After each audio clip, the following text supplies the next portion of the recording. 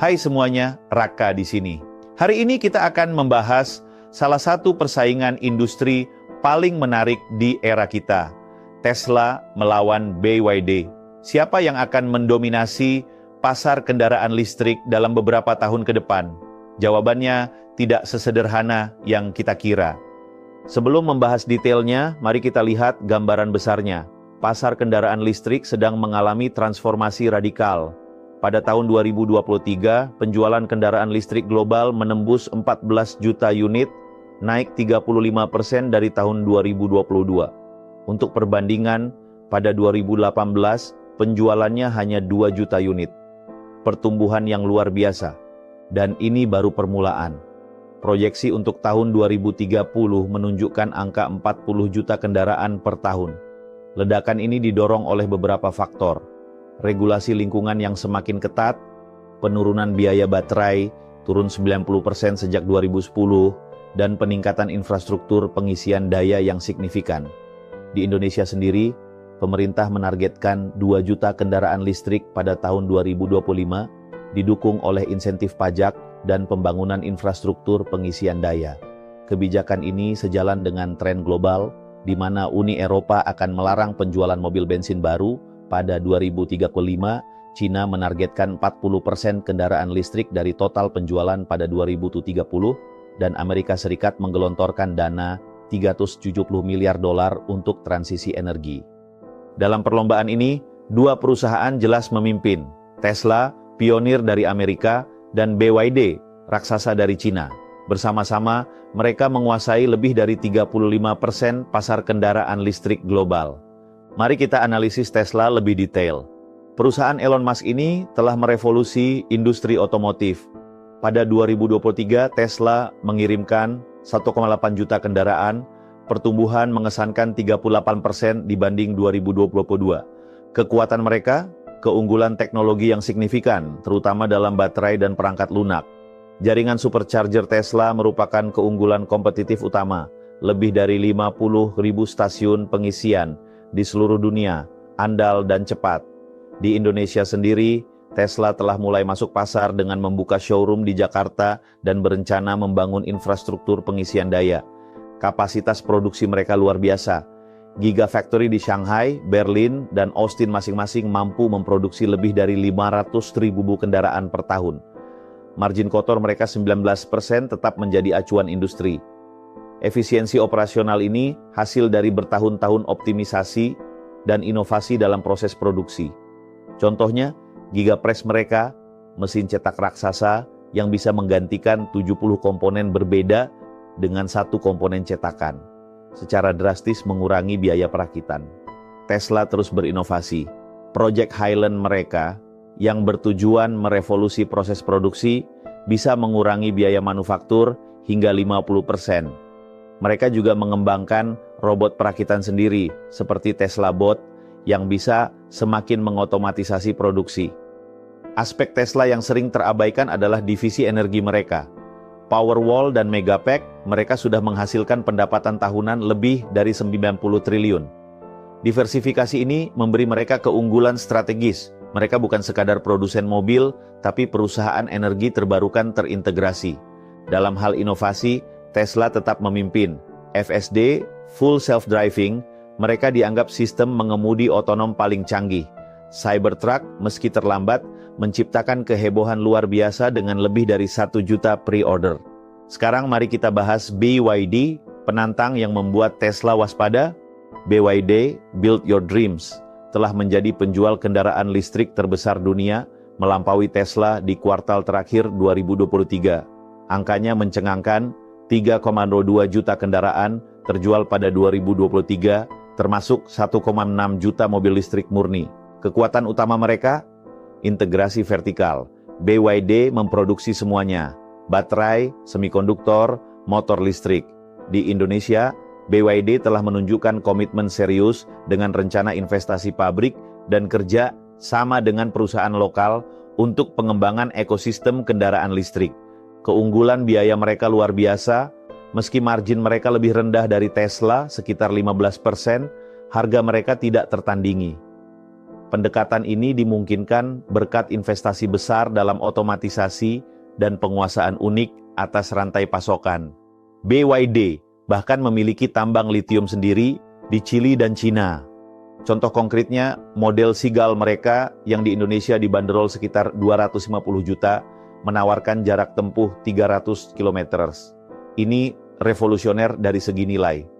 Dan jangan berpikir ini mobil murahan. Kualitas produksi mereka terus meningkat, terbukti dari hasil uji homologasi Eropa.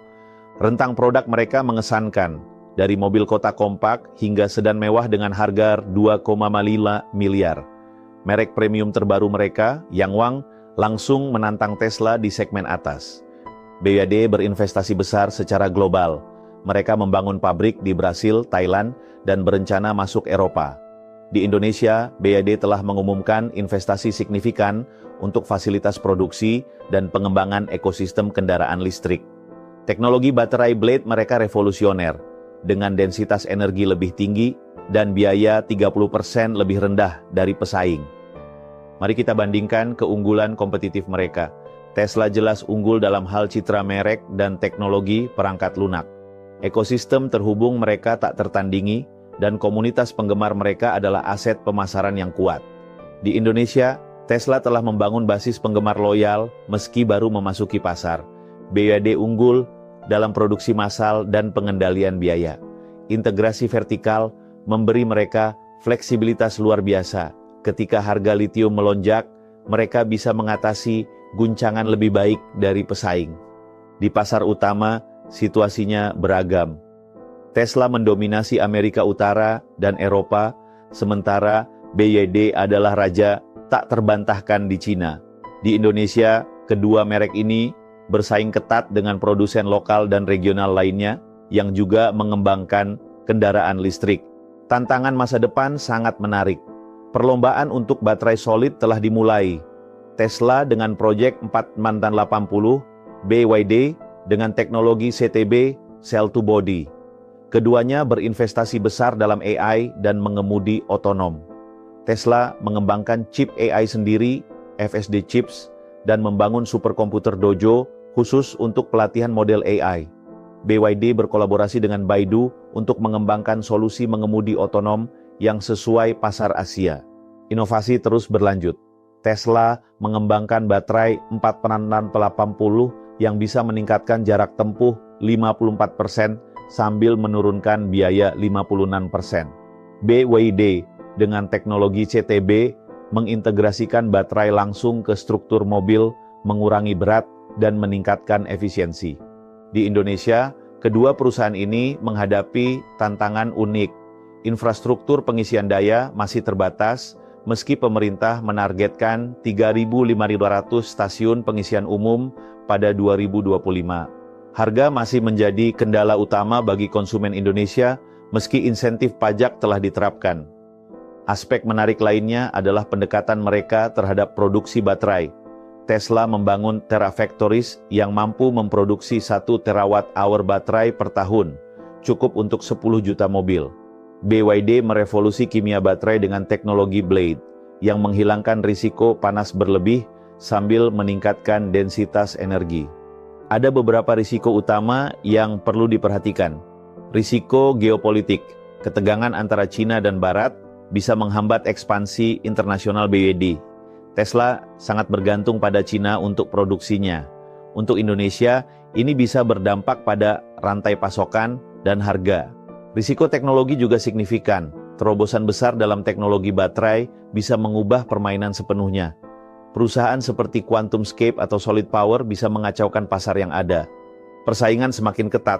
Di Indonesia sendiri, selain Tesla dan BYD, ada pemain-pemain kuat seperti Hyundai dengan Ioniq-nya, Wuling dengan Air EV, dan produsen lokal yang mulai mengembangkan mobil listrik, ditambah lagi dengan rencana investasi besar-besaran dari Volkswagen dan produsen Cina seperti NIO dan XPeng. Harga bahan baku tetap menjadi ancaman serius. Litium, nikel, kobalt, semua ini kritis. Di sini, Indonesia memiliki keunggulan strategis sebagai pemilik cadangan nikel terbesar dunia. Tesla dan BYD sama-sama tertarik dengan potensi ini. Tesla telah melakukan pembicaraan tentang pabrik pengolahan nikel sementara BYD aktif mencari kemitraan lokal. BYD bahkan lebih inovatif dalam hal ini. Mereka mengembangkan teknologi baterai berbasis fosfat besi yang menghilangkan kebutuhan kobalt dan mengurangi ketergantungan pada litium. Ini keunggulan strategis besar mengingat harga litium naik 5 kali lipat antara 2020 dan 2022. Aspek lingkungan juga krusial. Tesla membangun Gigafactory yang 100% menggunakan energi terbarukan. BYD mengembangkan sistem daur ulang baterai yang memulihkan 96% material. Di Indonesia, kedua perusahaan berkomitmen mengikuti regulasi lingkungan ketat yang ditetapkan pemerintah. Jadi, siapa yang akan mendominasi? Dalam jangka pendek, kita menuju duopoli. Tesla mungkin akan mempertahankan dominasinya di segmen premium dan teknologi. BYD akan unggul dalam produksi massal dan pasar berkembang seperti Indonesia. Untuk pasar Indonesia khususnya, situasinya menarik. Dengan target ambisius pemerintah untuk elektrifikasi kendaraan dan potensi bahan baku yang melimpah, Indonesia bisa menjadi pemain kunci dalam persaingan global ini. Harga akan menjadi faktor penting. BYD mungkin memiliki keunggulan di sini dengan strategi harga yang lebih agresif. Kenyataannya, pasar cukup besar untuk dua pemimpin. Situasinya mirip Apple dan Samsung di pasar smartphone. Tesla sebagai pemimpin premium, BYD sebagai pemimpin volume. Di Indonesia, kedua merek ini akan bersaing dengan pemain lokal dan regional yang juga menawarkan solusi unik untuk pasar domestik. Yang pasti, kita sedang menyaksikan revolusi historis dalam industri otomotif. Tesla, dengan jaringan, supercharger, dan ekosistem terkoneksinya, menciptakan pengalaman mobilitas yang terintegrasi total. Di Indonesia, mereka berencana membangun infrastruktur pengisian daya komprehensif. BYD dengan visi mobilitas sebagai layanan, mengembangkan solusi transportasi terintegrasi untuk kota pintar. Bus listrik mereka sudah beroperasi di berbagai kota Indonesia, dan mereka terus mengembangkan solusi transportasi otonom untuk kawasan perkotaan. Dampaknya terhadap ekonomi Indonesia akan signifikan. Investasi kedua perusahaan ini akan menciptakan ribuan lapangan kerja, mendorong transfer teknologi, dan membantu mengembangkan industri pendukung lokal. Jika analisis ini bermanfaat dan Anda ingin mendapatkan perbandingan pemimpin teknologi lainnya, jangan lupa like video ini dan subscribe channel kami. Sampai jumpa di video analisis mendalam berikutnya. Saya Raka dari Investir Fasil. Sampai jumpa lagi. Bye.